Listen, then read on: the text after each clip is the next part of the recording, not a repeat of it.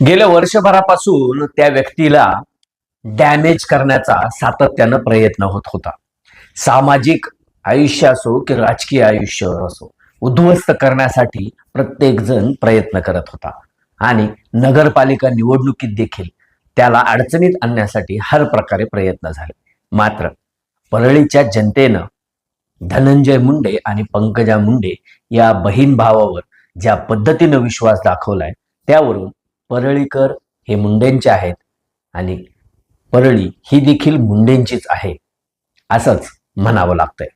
परळी नगरपालिका निवडणुकीच्या निकालानंतर नेमकं काय झालं, कशामुळं विरोधकांची धुळदाण उडाली आणि मुंडे बहीण भावाच्या यशाचं गमक काय, या विषयावर आपण चर्चा करणार आहोत. तेव्हा कुठेही जाऊ नका.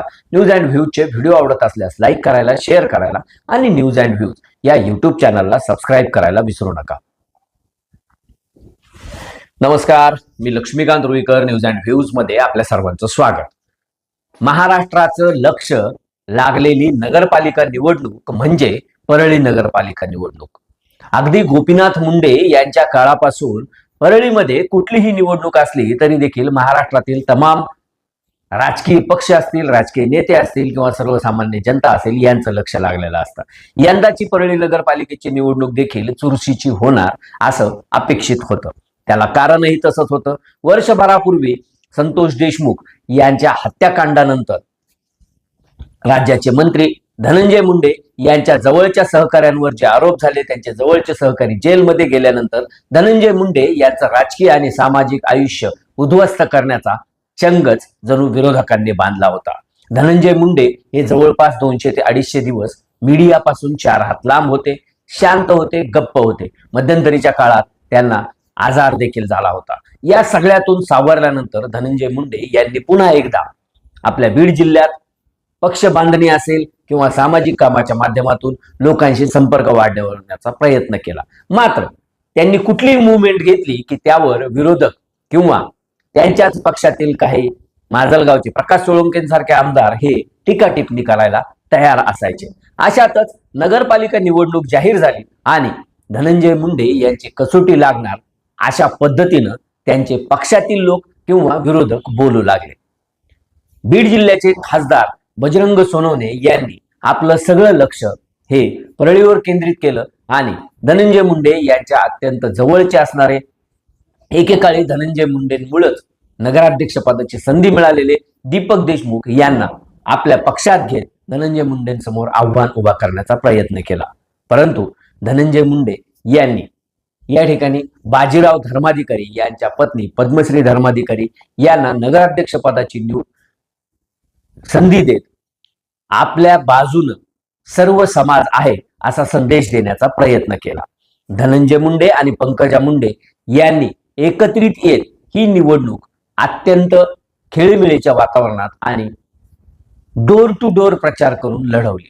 म्हणजे राज्याचे मंत्री, माजी मंत्री हे दोघंही अगदी प्रत्येक मतदारापर्यंत पोहोचण्यासाठी प्रयत्न करताना या ठिकाणी दिसून आले.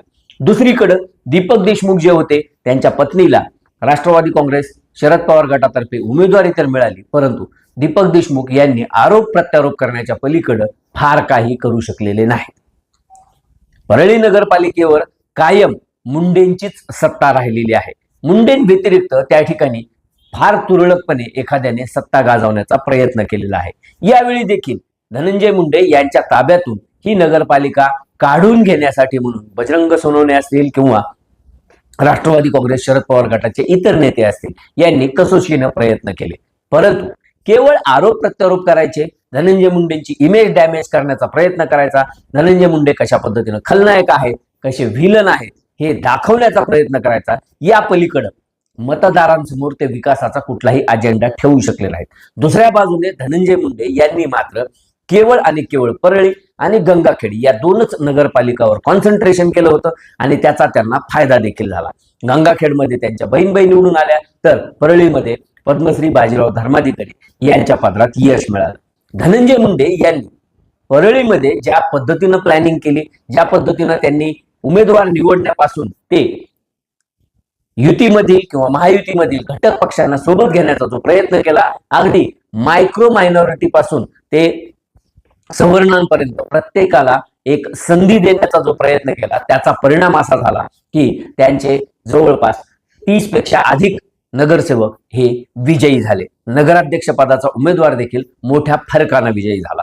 धनंजय मुंडे आणि पंकजा मुंडे या दोन बहीण भावामधला जो ताळमेळ होता तो देखील एवढा चांगला होता की कोण कुठं उमेदवार द्यायचा, कुणाला कुठून उमेदवारी नाकारायची, कुणाचं कॉम्बिनेशन कशा पद्धतीनं करायचं, हा सगळा जो काही एक मायक्रो प्लॅनिंगचा भाग होता तो देखील धनंजय मुंडे आणि पंकजा मुंडे यांनी स्वतः बसून ठरवून घेतला.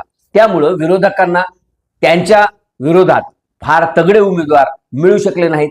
जे उमेदवार उभा राहिले ते देखील तोडीस तोड नसल्यामुळं जनतेनं मुंडे बंधू भगिनींच्या पारड्यात मताचं दान टाकलं. यापूर्वी देखील कायम परळीची जनता ही मुंडेंच्याच पाठीशी राहिलेली आहे. आता विरोधक आरोप करतात की मुंडे या ठिकाणी दादागिरीची भाषा करतात किंवा मुंडेंची दहशत आहे, परंतु नगरपालिका निवडणुकीचा निकाल लागल्यानंतर मात्र हे स्पष्ट झालेलं आहे की परळीकर जनता ही धनंजय मुंडेंवरच प्रेम करते आणि धनंजय मुंडे यांचं देखील परळीच्या जनतेवर तेवढंच प्रेम आहे.